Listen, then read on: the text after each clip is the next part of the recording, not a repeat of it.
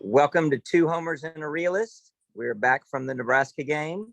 We got a full crew that watched the game. The Sooners were victorious in amazing style, 49-14, total control of the game, no doubt about it. They right after the second series, basically, they took control of the game and dictated their will throughout the rest of it. Actually got boring in the fourth quarter. I don't know when the last time we've had a boring game against a Power 5 opponent.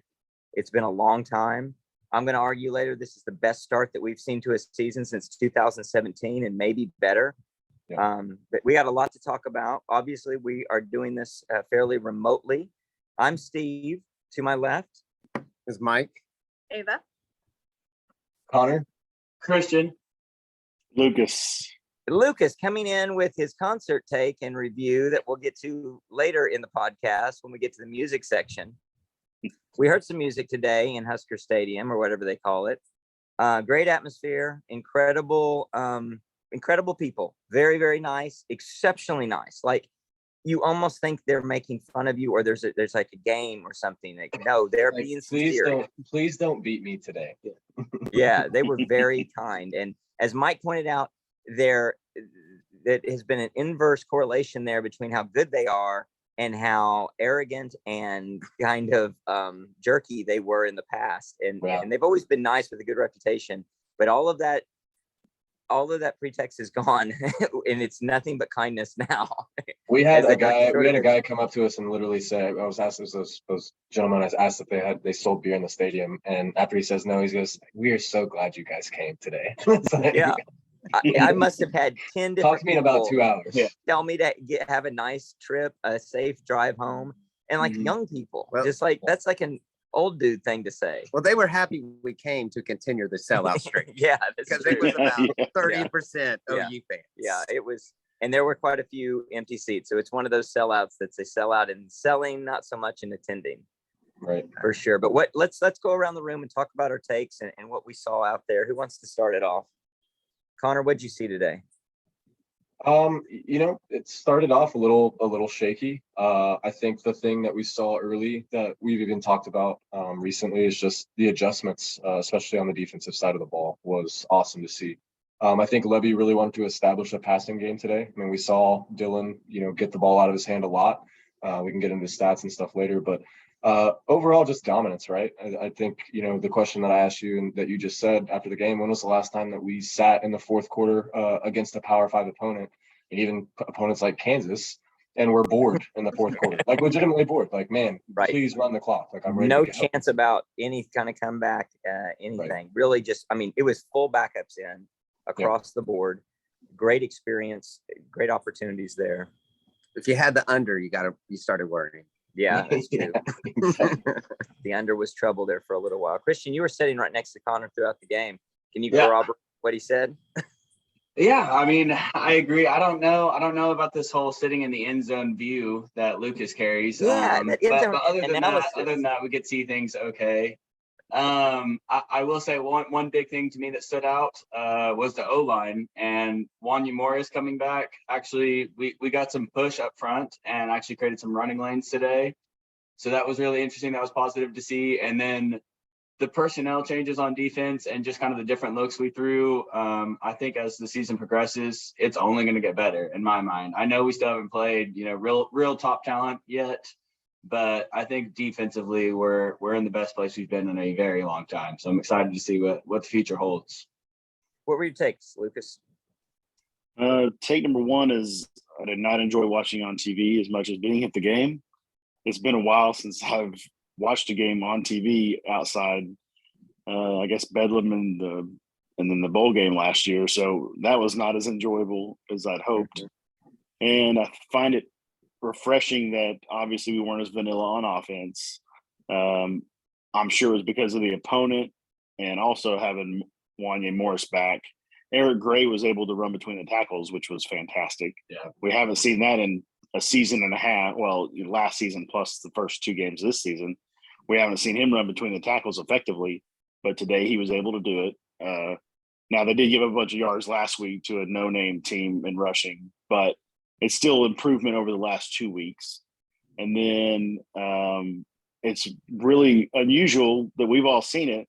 But once Deshaun White went out of the game, it seems like our Yes. defense started Oh, clicking a little more. It's really weird how Even though that he did have happens. 3 plays. He had 3 really He good did. plays going Yeah. into that. He did have Well- 3 really good plays out of the On the- last 3 seasons. He's had 3 good plays, and they were all in the first half of this game. On the first drive, he missed a pretty easy Yep. tackle. Yep. Yeah. We missed a couple easy tackles on their first drive. But Well, I everybody texted was missing tackles on the first drive. I That texted was gross. Steve when he went out and said, "Joke's on them. We all want him out." And 3 other people independently had told me that as well. Like it's just a well-known thing. What's interesting though, when we started out, the first series they were playing single high safety, and we had Mims twice wide open on a post, and instead we tried to run the ball, and we didn't check out of that run. They were loading the box. Guy was on the wrong hash. Mims was wide open. It would have been a touchdown both times, and we just did not check out of that run. Yeah, we could get into, and we will get into some criticisms, and that would really get into some of mine. Before we get to that, Abe, any immediate takes? What were your thoughts? What do you like? I was just really impressed, and it's really nice sitting at a game, not having to think like they're close, they can get back. And like we had mentioned with like our offense is playing really well and they're only going to get better. Like we're making all the right plays, everything's developing right. We just aren't connecting everything. But I think that once we start connecting, it's going to be really good. I think Jay's the one who chimed in with adjustments and just in a single word adjustments. And we made tremendous adjustments in the first quarter. First half. They had Yeah, 76 first quarter. yards or 77 yards on the first drive, and they had 76 the rest of the half, I think. Right. We adjusted to everything they were throwing at us in every scheme. Into criticism, I would say that the only thing is a nitpicky thing about we left points and yardage and stuff on the ground or on the table, however you want to put it, by Dylan Gabriel not being able to connect with a few receivers in key positions, just wide open guys, slant routes, overthrowing, not putting some touch on the ball. There was a really a flag route or just something right on the sideline that he didn't put in the right spot.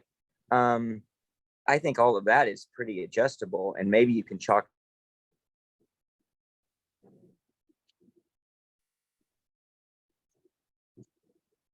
Who did Steve freeze up? Okay, a little bit of a problem there with Wi-Fi, but we're back. So I was just getting to the only criticism I have is just Gabriel not being able to connect on receivers, not checking into the right route if that's what he needs to be doing, and checking out of a run. He also didn't keep the ball in a couple spots when he should have, and would have had some really good running lanes. But that was only a couple times that I saw that. But really the biggest criticism was the missed opportunities with the pass, overthrows, missing a guy on a kind of a corner or just a sideline route without touch, several over the middle, several deep balls over the middle or mid-range deep balls. And maybe that's just he didn't play last year. He is coming back from, getting back into the groove of things, as well as the first road game. It was definitely a loud environment. I wouldn't necessarily call it a hostile environment, but it was a loud environment, and that's got to mean something. We were pushing. I mean, it was pushing hostile right up there up front, obviously. I mean, a pretty statement stop on their end in that first drive against us. And then, literally they were just driving feeling good. into us. They were feeling very good about themselves. Yeah. So, I mean, I'm sure that I haven't really been too nervous about this game all week, but like that, just the one thing I wanted was a quick start, like leaving no doubt right up front. And then that was just a little moment of that. But again, like it's just back to, I'm hoping this is conditioning us because we're not having to think the way we used to think. And we're not having to if we are the elite team that we want to be, being able to go respond in situations like that shouldn't be a big issue for us. Yeah, that was great. So, a game that you're going to completely control, and yet you don't control the first 2 series. And they went about as bad as you could go. You nearly went 3 and out, and then you give them the ball, and they march down the field and score. And that's it felt like Texas last year, like the Casey Thompson revenge again. I was did. like, Yeah. no, he's Yeah. doing it again. He just It went right down the did. field on us. Well, it's just It that whole defensive unit they had out there. I don't think you saw those same group of guys out there together after. No. that. I mean, it was like Damon Harmon was out there, Key Lawrence was not, Royals was out Yeah, there with they him. didn't have Key, and he came in later, and I don't know if that was because he was injured and lost reps, and so maybe they wanted to kind of slowly bring him back in. But I Mhm. think he's obviously the guy you have to have back there. I don't know why you put anyone else back at safety if he's Maybe healthy. he Yeah. missed a practice or maybe he was late for Yeah. practice and it was like Right. a one series, Right. Mhm. getting in trouble kind of deal. I don't know, but yeah, I noticed Great that too. game. When Harmon was running around, I was like, what is he doing in there this early? What's going on? Yeah. But going Steve back- texted and said we're close, and I took that as a veiled shot at the previous administration that would always say, "Oh, we're so close. We're just one or two things away." You know, we heard that for 9 games. You would last take year. it like that though. It was a double So that's entendre, really. how I took it. I did. I meant it as that, and I also meant it literally. We were close. It's like we were just And then a I few said steps close away, to and, disaster. and you were very wrong. It was a disastrously wrong comment. Yeah. but Well, that going was the back- perfect time. going back to Gabriel, it was funny. So when we took a timeout right before the Mims posted pass interference, I think they clearly wanted to run that. They ran Brandon Willis in late, who went right up to Gibson. Braden Willis said something to Gibson. Gibson goes outside the numbers. He goes to Gabriel, tells Gabriel something. Gabriel goes to the line and says something and then calls timeout. And then I'm sure he told him we're running the post. And then they come back with Mims and do it. And that was about as beautiful of a long ball as you can throw. Yeah, it was. Had he not been touched, that's a touchdown easy. For Yeah. sure. Yeah. I mean, it was. The guy did a smart move. I mean, Yeah. that position Oh, yeah. was the rule in college football, tackling. Right. Exactly. Yeah. I I mean, was it's 15 surprised, yards though. instead of a spot. Mhm. But he jumped up and did the incomplete sign and acted surprised that it was pass interference. Yeah, But- it's funny because Yeah. Gabriel has moments though where he'll have a ball, the ball to Farouk in the end zone Yeah. that he scored a touch. What a amazing throw! And I've Yeah. kind of questioned Gabriel's accuracy from at times, but that ball I was like, man, this guy obviously has something that I didn't know. But like Mhm. you said, he has moments where he's missing on a slant or a post, and you're like, well, that should be an easy completion. But then like the deep ball to Mims, I mean, it could not have been in a better place. So I it's, mean, he it's was just barely above interesting that he can- 50% today. Yeah. Yeah, I think it's that, and we were talking about it after the game. I think that intermediate ball over the middle or that kind of between the deep ball and between a little out route or a little slant. We've seen him overthrow multiple times this year. So Yeah, it sails it's on just- him. yeah. And I think one thing we noticed with him, and I know we're kind of getting very specifically into Gabriel critiques, but it's almost like he has one route that he is going to almost every single time. Yeah. Like he knows he has that primary route. There's not going to be a progression past that. Yeah. I know there was one where Gray went on a wheel route and he looked at Gray the whole time and he ran into that double coverage close to the end zone. And like that was the closest to an interception I've seen him throw this year, I think. So I think that's just interesting. I don't know what Levy's philosophy is there. Maybe it's just get the ball out of your hand and I want you to go with one or two reads. But I hope to see improvements because we've seen flashes of really, really good football from him. He sometimes throws the 20-yard route that he doesn't want to get an interception. So he doesn't Yeah. put air under it. He doesn't want the safety to recover on it. He Yeah. throws a very hot ball that he's trying to get there. And until the fumble, we were still the only team in NCAA to not have a turnover this year. Had since 1937 had not started a year this deep into two games with not a turnover, which is it's pretty amazing. One of the things, another amazing stat, not to get us way off on something that's almost a midweek conversation, but I didn't know this. Mike pointed out to me that we, in the last game, we surpassed for total all-time victories Notre Dame and Texas. And Yeah. Texas. Yeah. Yep. Yeah, And we're that's- still ahead of them after today. Yep. Yeah, we are, and maybe by more. Maybe by more. Yeah. Yeah. Notre Dame did not look very good today. No, and Man. Texas is struggling against UTSA. They did just take the lead, but so what other negatives or other takeaways in general, positives as well? I mean, the running game's got to be the number one positive for me. because, Production. like I said, we've been so vanilla the first 2 games that we really didn't see any offensive line push, and it was like, is it because Wanya Morris isn't there, or is it because the offense we're running doesn't have anything besides, hey, just step forward and push your guy off the ball, as opposed to any kind of different motion or, you know, lean left, lean right, or whatever. And so that was great to see. And then again, the defense giving up just the one drive, honestly. I mean, obviously there's a bunch of third teamers in there on that final scoring drive for them. Yeah. But even though Nebraska hasn't played very well, they've still scored points in the games. Right. You know, their first A lot of 3 or points, 4 of the yeah. games. So to be able to hold them to pretty much nothing outside the first drive for the entire rest of the game is fantastic.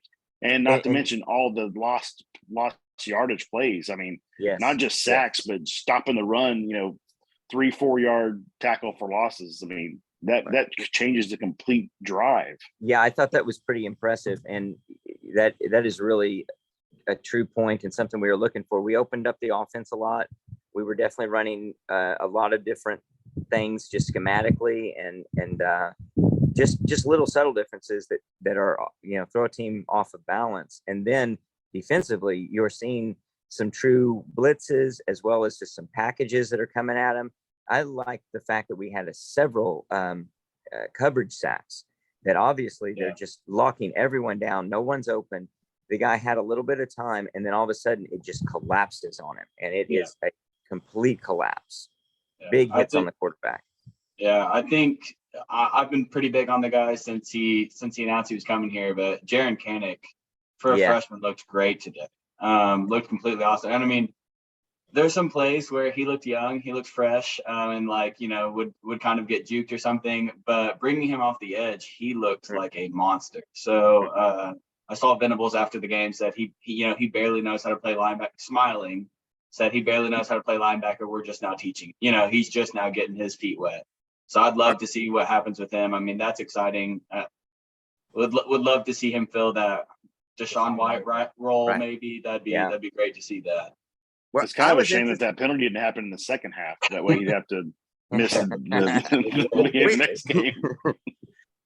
The question is, I was surprised to see him be the guy who came in there right away. We were too. Yeah, we thought it was Harrington the whole way. Yeah, I thought Harrington was going to come in, which was interesting. But I do look at it. Another take is, and I know people improve over the summer, but Stutzman, as well as he's playing, it's kind of like, where were you last year when you could barely get any playing time?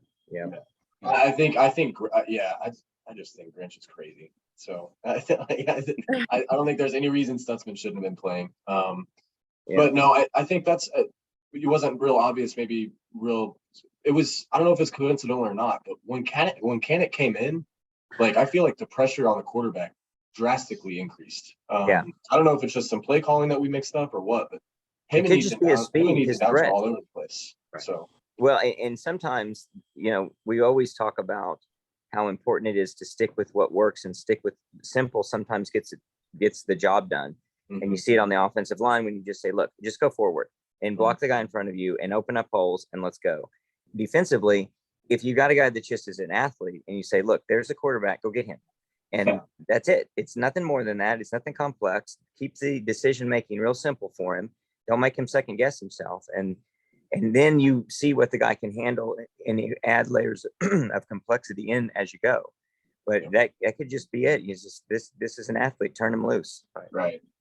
Well, and on our line, talking about finishing, I think on the Marcus Major score on the north end zone, one of our linemen pushed their defensive lineman all the way into the handicapped kids behind the chain link fence.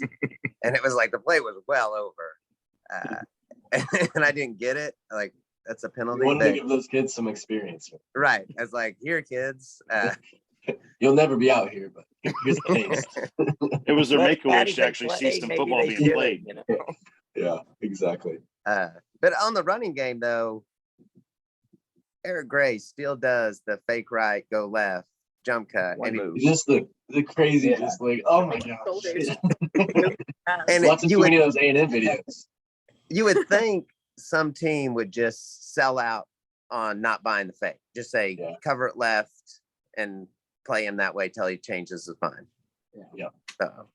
He did. what's He did have a few runs though where he actually hit a gap, and there was one in particular. It was like a 25, 30-yard run where he went inside the tackle, cut out, cut back, and like did kind of still do a little cut. But I was like, he actually found a hole and went for it because he's not patient. He's just gonna go. But I'm still not sold on him being no. running back one. I'm a little No, disappointed I think he doesn't have that Major- breakaway speed.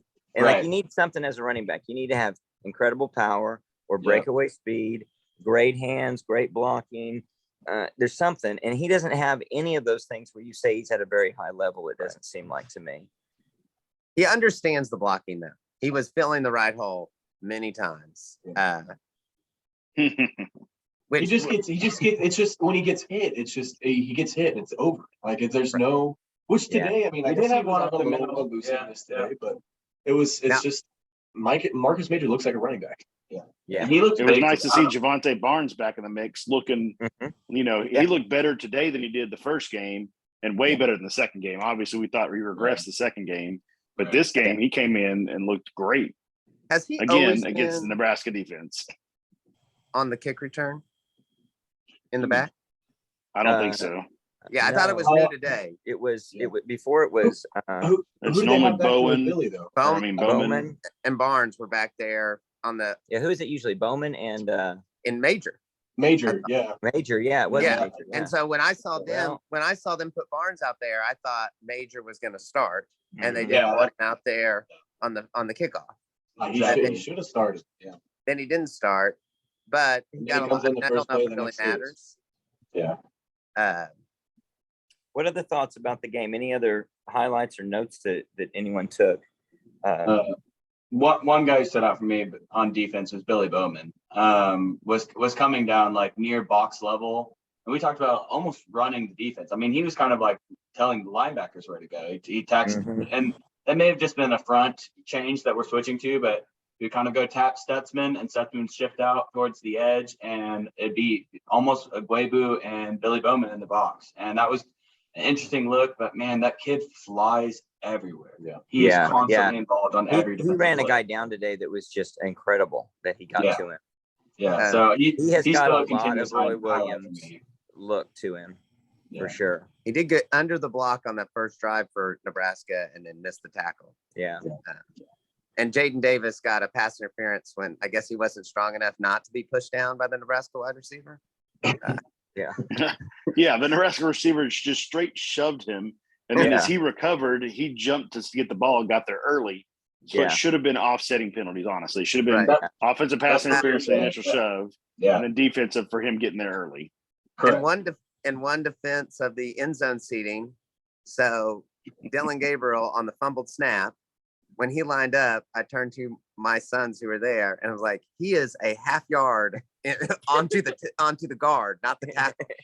And the center snapped it straight back and it went beside him. It's like you lined up behind the wrong guy.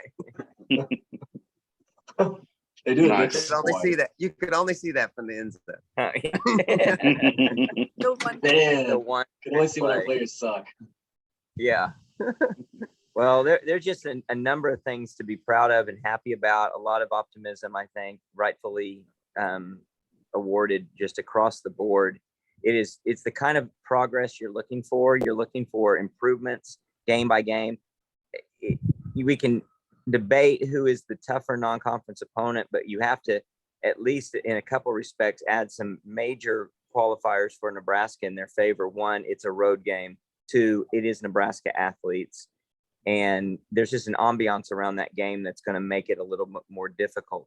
And we passed all of those tests today and looked really, really strong. I'm evaluating going forward, and this could be our transition to look going forward. After today, we're seeing a lot of weird close games, and this happens, but Big 12's not looking as great, and definitely some of the teams not looking as good as we thought they'd be, at least by transitivity, which you only goes so far, and it's not real far.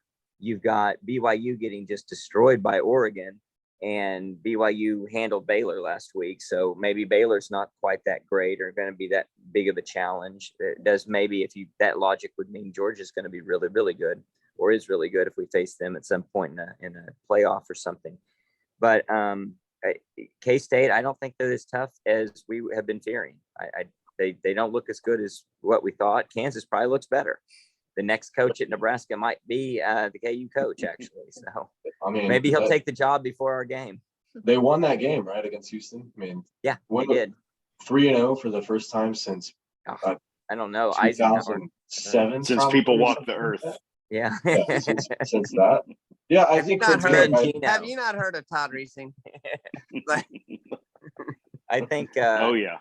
I think you're seeing an interesting development there in the Texas land have of to the go to Kansas this year. Let's wins. just make sure That's everybody right. wins. I'm thinking about that too. That's going to be very interesting for them.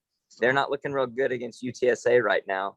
They're in a little struggle. They're ahead by a touchdown, so we'll see. But I'm pretty optimistic going forward in our chances. Coming back to a topic we talk about, I am feeling even stronger about my 12-0 prediction now than I have at any point, and that's because one, we're 3-0, so I've got a fourth of it out of the way, but also we look better and better. We just keep looking stronger. So I would say that we have a team that can by all means go 12-0 and should be in every contest to be able to do that. Obviously things can happen, but any other thoughts different than that, or specifically Lucas, with your expectation that we're definitely going to lose a game? I mean, I still think we lose the game just because we always do. When we haven't had an undefeated run since what? Six. I mean, obviously 2004, I guess, until the championship game, obviously. So, I mean, that's a lifetime ago. It feels like A young person's Do what? lifetime. A young Person's person's lifetime. lifetime. Yeah, it's my lifetime. Yeah, her life. yeah, her lifetime. Exactly. So, I mean, we used to play 11 games Hey, but that's not why you're here. That's not why you're here. Okay. to make us No. feel old. I think that. Yeah. But you, I mean, you I hope look if at- we keep putting it all together, it's going to be an undefeated season. Like you said, the conference seems like it's down.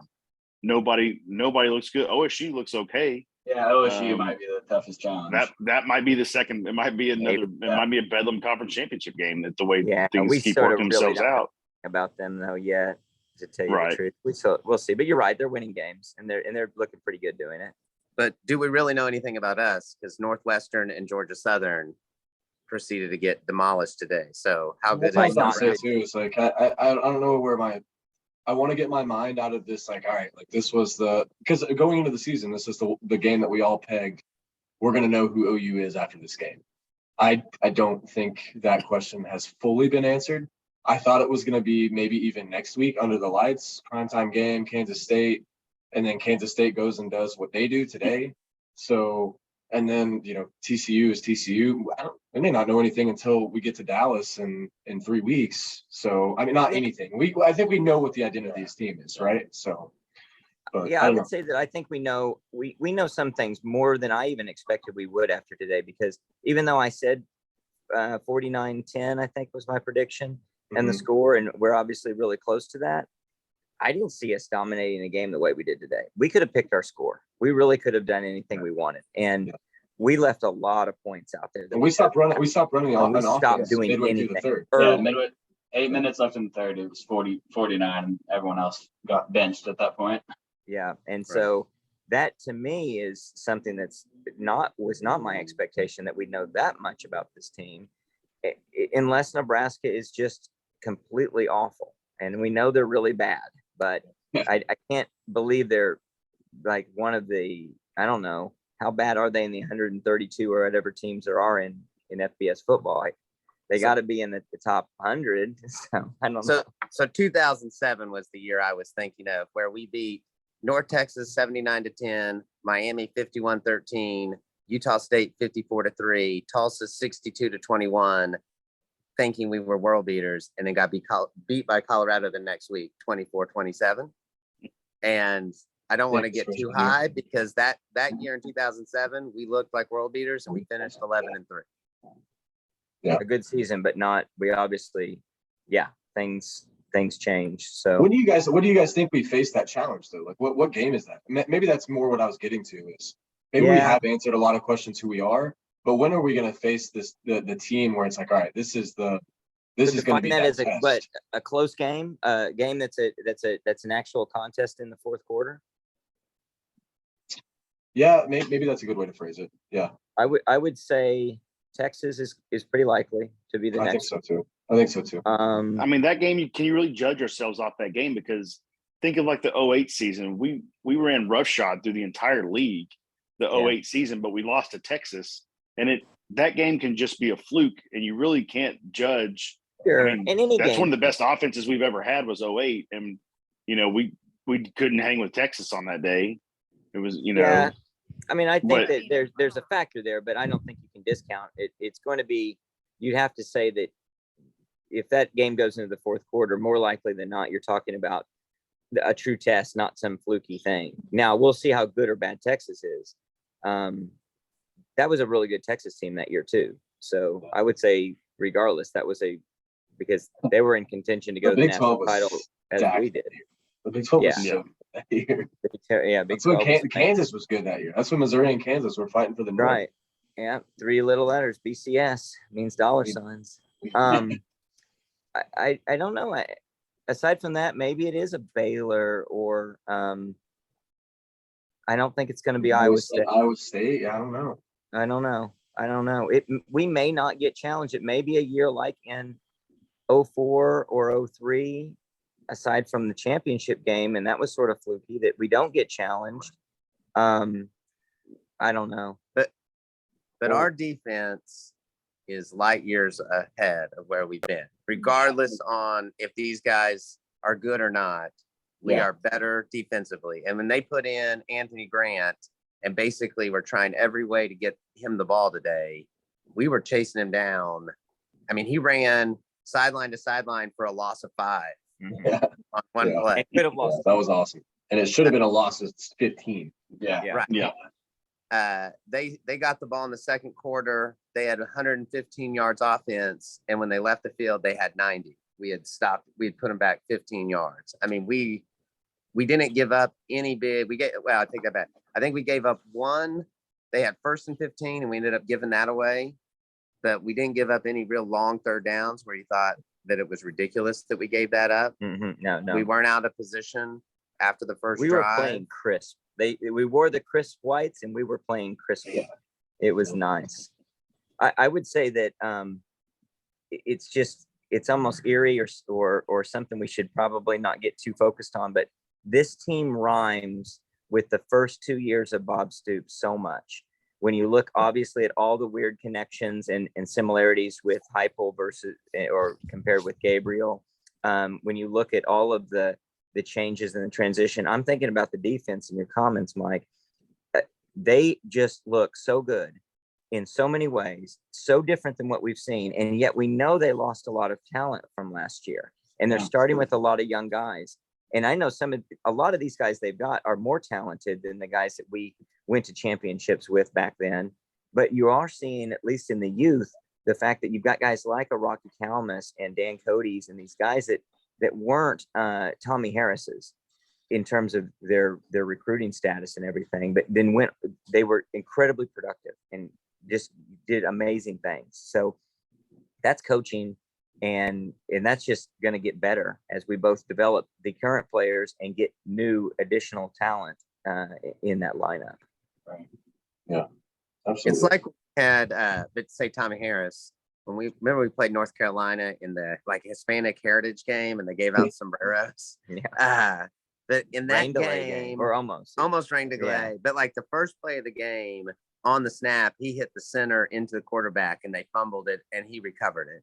And today, Kanek, or however you want to say his name, chased down the guy, stripped it, and recovered the fumble. And you kind of felt like overall, he's the type of player, and we're starting to get a few of those players that are really difference makers in and of themselves. And because of that, we're going to be a different defense. Right. If you were to give a Brent Venables award to the guy who's the most Brent Venables on the defense, who the contenders right now would all of a sudden Kanak is a guy in the lineup. Stutzman is there. Bowman's there. Ethan Downs. You've got a lot of guys that have that, and that's pretty cool. You see that identity and that stamp that he's putting on it with different guys and different positions that you can he's tapping into something. I think he could turn me into an all conference linebacker. Probably not all American. You had Nick Benito tweeted today. He's like, man, this Venables defense is a year too late. And I'm thinking, dude, you could have come back and played him. Exactly. That's exactly what we Bad said. advice, We got four guys Shut that up, could have dude. started and been all Americans on this defense. You feel Well, it so wasn't sorry just him. for him. It was him, Asamoah, and Isaiah Thomas. All Isaiah three Thomas. guys could have stayed. They all could have Yeah. stayed. Winfrey could have stayed. Perrion Winfrey. Perrion I mean, Winfrey. He's Yeah, having his there's own issues four though in Cleveland. So. monsters. Right. He's not showing up to practice or something. Yeah. But let's ask this is how good we were playing, because in the middle of the third quarter, we started wondering on my neck of the end zone, will Ethan Downs wear gloves when it gets cold? Because right now he looks like he has little stub hands because he's the only one without them. A little Weatherford. He's that tough. Weatherford He's that boy. mean. Yeah. Right. We had a lot of reason for our brains to wander in this game because it was a game well in hand, and it's been a long time since we've had something like that outside of playing some high school team. And that's an awesome feeling. I think it's going to be a very exciting atmosphere on Saturday against Kansas State under the lights, the flashing lights, the strobe lights, the Seizure lights. seizure lights. We're going to get some smoke in there. We're going to get an EDM music, and we're going to have a real raid. But it's going to be exciting. I think it's going to be a pretty awesome return to Norman. The crowd's going to be thrilled. I think all the people that were at concerts and other things are going to be really loud in the stands. And if they have their voice by that time. I may not have a voice by the time that happens. for me, I always lose it. They Like can't hear you from the end zone anyways, buddy. You're all right. Yeah. It's okay. That's not true. Well, no, they hear him Don't yelling. shoot, man. They hear him yelling either at the students leaving or that somebody mentioned alternate uniforms. or yelling at tell them to throw the ball out. That's what you guys Right. yell over there in the north Yeah. side. Right? Throw it No, out. I throw hate the that ball. shit. Yeah, Throw it But- out. I hate that crap. but It's so serious- stupid. it is. Yeah, it stupid. is stupid. I remember when they started it at Oklahoma State that year, many years ago. So I thought it was funny the first time. Right. Yeah, agreed. It's And it one of was those Oklahoma things. State. Yeah, And it was so- Yeah, Oklahoma that State. was and what it, made it okay. Yeah. and it was the student section. Well, when I look like Yeah. the interactions I had today with fans, it makes me a little bit. I'm not ashamed because I don't support it, but it's embarrassing to see our fans behave that way and that activity. And so it just I'd rather us be so good that we don't resort to stuff like that. So Right. I Yeah. like the fact that they don't do that, or I would never consider doing that at Nebraska. Just like I like the fact they didn't celebrate first downs today at Right. Nebraska. They didn't, they Wildcat clapped, first but there down. was no like. Well, announcer Ava, saying, that's "We a got good first point. And down." I said the exact same thing to Christian. These fans are remarkably similar to Kansas State fans in terms of their hospitality, except they have the like infinitely less football gimmick IQ. crap that they Right. do. So I have some pet peeves, two big ones. And I was going to jokingly say this since I'm joining the podcast for the first time, amateur hours over, a la Howard Schnellenberger. And then I'm going to proceed to put stripes on our jerseys and on the sleeves, take them off the pants, have my wife steal like $10,000 from Harold's in Norman and almost kill a kid from dehydration. But he And be drunk coined to the every episode. Right. And he coined the term Sooner Nation. So one of my pet peeves is how we've all just adopted Sooner Nation because he said it first and it brings back really horrible memories. Yeah. Another pet peeve of mine has always been how every broadcast of Nebraska, they've always been like, these are the most knowledgeable fans. They're so great. But today they actually probably were. Yeah. And you do look at it and you think, and the crowd we were sitting with OU fans, you think, man, we are really looking like a bunch of jackasses compared to these fans. Yeah. Because you knew going in, if all things played out, we were going to blow them out. And we were acting like we were the underdog about to upset the top 5 team instead of vice versa. You mean Well, fans were- the Fans were. pundits Fans were. on Big Noon, you had Reggie Bush taking Nebraska. You had Urban Meyer taking Nebraska. unbelievable. You Which had is- Leinart and Brady Quinn both took OU, but Nobody had us like covered. one Nobody was had like us covered. 28-24, Yeah. and the other I was mean- 42-32. I don't know how he got that score. I didn't hear the context of what they had to say, so maybe they justified it. But if you're going to take a 12-point dog to win the game, you need to explain that a little bit Yeah. because that's their an major outlet. their major theme was the crowd. Like they spent time down on the field before the game and the atmosphere around everything. Someone with the told me new Nebraska coach- was going to win, so I bought it. Yeah, the new interim coach come in and everybody's fired up. So that's going to But- automatically mean better football. Well, newsflash, bros, it didn't. Yeah, Yeah. there's 90,000 people in the in the stadium do not get to get on the field and do Yeah, anything. right. Yeah. Doesn't Yeah. really Did they- help when your offensive line cannot block. So I mean, have fun. On the TV broadcast, did they talk about the offensive coordinator for Nebraska? Was he there? Because his wife got diagnosed with cancer yesterday. wow. And Yeah, he was on the sideline, I think. Man, okay, they thought he might not even show up. Hmm. Um, That's that too bad. sucks. and so Can't it use that sucks, as an excuse for sucking. right? But I definitely think I sort of felt like it had win one for the Gipper. Like Mm. they're pulling out all the stops. When they came onto the field, when they have their video that comes up. Side note on that, their video was very good, very nice, very respectful, had a lot of stuff like we always do for them, kind of like our scene setter had today, which was tremendous. The video was very nice and respectful of the opponent. It was not of the quality of ours, though. I will hats off to our people that put those things together. Just the video itself was not as good of quality visually, but also just all the elements and the crescendo into some moment at the end, it just wasn't as impactful. But anyway, when they're running out after that video, I was thinking the same thing, like, wow, they might come out here kind of fired up and have something happen. And obviously the first two series go very much in their favor. And that was creeping into my mind because we celebrated hard when we didn't score on our next possession. And then when we stopped them, it felt like something that was, it was still a ball game. And it was, I don't know, it's the difference between this season and prior seasons recently when we weren't putting the teams away like that. And that wouldn't have happened. This would have been a dogfight right to the end with the team from the last few years. Well, I mean, you look at that drive that we finally score on, the second drive is Dylan Gabriel. That's on a third down play when Gabriel takes off and runs. Oh, yeah. Right.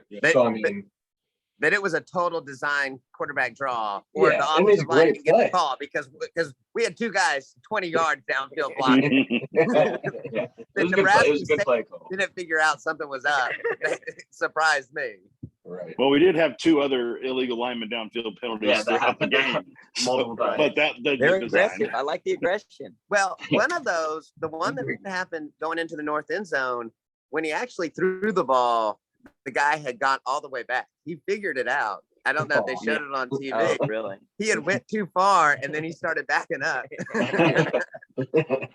Well, that shows how dominant they were as well as aggressive potentially, because what they're doing there obviously is they're having too easy a time pushing them back. And all of a sudden, like, I'm too far. It ought to be an You guys, exception for that. block me better. Yeah. Come on, be more aggressive. Here, I'll use one hand. Yeah. Which, on the note of blocking, Braden Willis is a monster at blocking. Or like, he's not the biggest tight end. He's a great blocking tight end. And he's he a had great multiple quarterback. picks again today. Yeah, he's and and his a quarterback great rating's off the chart. more efficient than Gabriel Yeah, is. QB1. He's better at Yeah, throwing he's raised his touchdown stock for the passes than NFL for catching sure. He had a tough catch today. them. He did caught have a- one that he was did, behind He him did. He caught it. Uh, He caught that ball. and brought it in. Good for him. Yeah, I He- like him a lot. I think it's going to be great. He did almost underthrow his throw. But again, it's kind of like Nebraska. I'm surprised they didn't use a timeout there because we had Parker and Willis in a stack formation, which something was up, Yeah, I think we spread the ball around really well today. That's something that we've been talking about too. Like, a lot of people touch the football, and I think Levy was telling Dylan Gabriel, like, hey, go sling it around the yard a little bit. Yeah. So Well, it seemed like in the second quarter when we were really kind of putting points up, like they were like trying to feed it to Farouk at one drive, and then the next drive was like get the ball to Theo, multiple plays. It was like, hey, here's your guy, go feed him and see what he can do. And I thought that was kind of interesting. Great experience for those Yeah, guys. when you're controlling a game so much, you can kind of say, hey, let's find out what our talents are and go do that. But if you listen to Levy's press conference, you knew they were going to force the ball to Farouk because he made a bunch of comments about it. And we went about 3 possessions where we threw it to him, even though he was very not open. Well, that one where Farouk dropped it hits his chest and it falls out. We run the exact same play. The next play. Yeah. And on third down. Yeah, it was a great throw both times. Yeah. And It was right there. the It's like second one. So catch it. on, Leo. Here's a question though. On the Marvin Mims touchdown that wasn't a touchdown, we line up. I think the next play we were going to quarterback sneak it and push Gabriel in. And then we come back up and we run in the eye and we hand it off on a running back dive play. Yeah. But I was interested because we lined up our tailback closer than we normally do. And so it looked like we were going to push him in. Push, right? Which I'm surprised a little bit that we needed to do that. And maybe they got on the sideline and said, well, let's just try to run. Don't do that. Right. We're fine. I mean, they might be trying to pump up his stats for Heisman stuff. That would I be another actually rushing thought that on a touchdown. couple of things that he Without was the doing window. when he was trying to throw it into the end zone a few times. I think there may be a little bit of that going on. Well, if we could have It's good got for him, them. we could have got him 17 more yards. I would have won my 3-leg parlay for $48. Maybe that's what they were trying to Yeah, do. they saw that I bet he would get over 250. You never know. Well, anything Okay. else before we kind of sign off? We've had a couple of late nights, and I know one guy's still partying. And where are you now? Nashville, St. Louis now. St. Louis. So you're nearby. We're in Kansas City right now. So Yeah. you're just on the other side, 2 good barbecue places. in Oklahoma. No, St. Louis and Kansas City. Yes, they are. They good stuff. definitely are. Any other thoughts? Anything else to talk about? So a pessimist thing would be what makes this team different than many of the Gary Gibbs' teams? Solid defensive team, has some moments of good offense. I think, well, the style is so different. You kind of discount that and just say production wise, there's similarities there on offense, at least, especially for the Gundy years. I think complimentary football. I mean, I think like what you've been preaching all season, Steve, is that. Yeah. I think we have an offensive coordinator who complements what Venables and his staff defensively is doing as well. Yeah. So I would say the difference. I would say the difference to me is it is a more complete package, and you look like guys are in the right positions, getting the right development, and you're seeing progression week after week after week.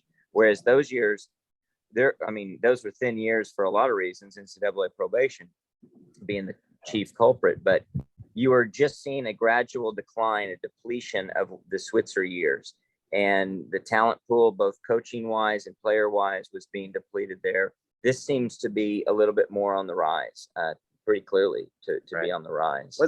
Was it Gundy? I know it was PJ Mills who caught it against Syracuse. Was Gundy the one who threw it to PJ Mills when he got caught from behind and they knocked it out? Knocked the ball out. And that was like the downturn of when the offense seemingly OU football decided we weren't going to play offense for the next 8 decade. years. Yeah. Let's not have one of those. But I do think there's a lot of that little bit of confidence that we have a lot of confidence right now offensively. And it's building confidence too. Yeah, it does seem to be getting stronger. In fact, I would say they seem to have more confidence than we're seeing or we have in them, because we see struggles and we're more worried than they seem to be. Yeah, they keep pushing things like, well, we're going to pass the ball here. We're going to run the ball here. We're working on this. Right. As if the game is not at all in doubt. So yeah, they've got some optimism and some confidence that I haven't had. I'm getting there though. So Lucas, you weren't at the game, so you did not do one or the other. So here's a question for you about nice fans. They honored Johnny Rogers during the game and they showed his punt return. Would you have been an OU fan that clapped for him or sat there and did not clap? Oh, I would definitely not clap for Johnny Rogers. I know. I did not clap either. And people were clapping. I was like, it was a clip. They just showed it multiple times. Yeah. Exactly. That's what some of these OU fans illegal. Realize is these Nebraska fans are nice. I'm not going to show them any sort of pity for the state of their program. They had, and Max pointed this out, and Max is 13. He said, when a program is showing all of these historical figures over and over, and that's all they talk about, it is a sign of kind of how sad they are. Yeah. And the state of the program. But they were going back 50 years in Johnny Rogers' case. That's 50 years ago. I mean, they could have gone back to Eric Crouch, but and they did. They did. Yeah. No, they went back multiple different times, and it was everything between basically Eric Crouch, and I didn't see any Denalican see Sue Sue, or yeah. anything. Sue. Yeah, it was basically they're going to forget about everything they did after the Solich years, and everything before that they're talking about, but they seem a little trapped in the past. Right. Well, that's concerning. Well, my 10-year-old looked at me after about the third TV timeout and said, "Are they going to honor somebody after every time during every timeout?" I made a similar comment. Yeah. I've never seen more awards be given except at like a youth soccer game where everybody gets a trophy. Please give us money. Please give us your Well, money. I wish them the best. I like them. I'd love to see them win every game in the Big Ten, but that's also for selfish reasons. I love seeing people in the Big Ten get beat. Yeah. And it's easy to say that when we dominate them, but I'm more concerned, obviously, with OU and what's happening in OU, and I'm very positive. I feel very good about it, and I'm looking forward to the next game with great anticipation. Any other closing thoughts? Same. Very excited. Nope. Yep. I'm pumped. Right now, would you be surprised if OU was not a 2-touchdown favorite in every game to finish the season? I don't think there's anybody on our schedule where right now you would say watching this Texas as of right now. Okay. Like watching this Texas game on the okay, here. yeah, I agree. Yeah. If we're not a 2-touchdown favorite, At least a double digit. at least a double-digit favorite, I would be surprised. I'm that optimistic. Something will have to change for that to not be the case. Right. I'm that optimistic where I think we're going to say That's fair. For that. And now, again, another 90s comment that we used to, when we were the young talking about the old, is how they were comfortably numb with the losing. And I do think there's a little bit of, I'm still such a optimist and hoping for the best that I looking at the glass half full, that I definitely think we are the better team and are improving better than everybody else. Mhm. Every week, everything we look at. Yeah, they're stepping up. They're stepping up every single performance for sure. Right. Yeah, I agree. That's a good point. You point things out from the first game to the second game to the third game, and we have not made the same mistakes. No. We have gotten better. We've executed better. Yep. No, Lots to build on. it's been a really like kind of full circle. So I think just to continue that dominant mentality. I don't think Venables is going to let anybody get comfortable at all. So I agree. I think that's a big part of what he does. Yeah. You know, after today, like if you keep building the way you're building, like you mentioned, Mike, I think, you know, the double digit favorite in each game here on out is definitely not out of the question. Right. Especially at these other teams that we are playing. You see Kansas State fall like you did today, and you see Texas struggling against UTSA. You know, it's inevitable. You know, those two things for each program are moving in opposite directions. So, which again, you know, I hope I'm wrong in my original assessment before the season. I would love nothing more than all of you to point your finger and say, man, I told you guys we'd go undefeated. Because right now I'm with Steve. I think they're 12-0 is more than a legitimate expectation. I am also 1 foot on the other side of the fence with Lucas, where but we always do have that one game, I feel like. So I hope, again, just like we said with, you know, getting off the field with third down or anything else like that, this is just a conditioning of us to say, no, like we are taking the next step into being an elite program. You guys need to stop worrying about the one game so much like you have in the past. And this is who we are now. And it's dominant. Well, the one game is all relative too, right? Because Alabama has lost a game. Yeah, almost every team has lost a game, and their loss it's very hard to go different than our undefeated. loss. Yeah. We've had a 1-loss game where we could have had 3 other losses. Now, Alabama actually could have had probably 3 other losses last year, but in most years, the championship teams can lose a game, but they lose just one. They have one slip up, where we have a history of not just one slip up, but we could have easily had a few more, and we get kind of lucky on But them. it's the Clemson North Carolina game from a few years ago, where North Carolina had outplayed Clemson for 59 minutes of that game and then lost it, and Clemson won in the last minute of that game. And that's the difference. We have folded early on sometimes when you felt like we still had a chance to win and we just couldn't put away. Or like today, the first drive, we went back to, and we still were trying to strip the ball late, but not wrapping up and just trying to strip the ball a couple times on their first drive. Yeah. And I was worried that we were trying too hard to make the big play instead of just make the play. And we didn't do that again. after that first drive. we We wrapped wrapped up first, then we went for the strip and got him. and got him. Well, let's wrap it up there. It's been a good pod. It's a good conversation. Can't wait till we're all back together and watching the Sooners on Saturday. Can't Until wait. next time, Boomer. Sooner. Sooner. Sooner.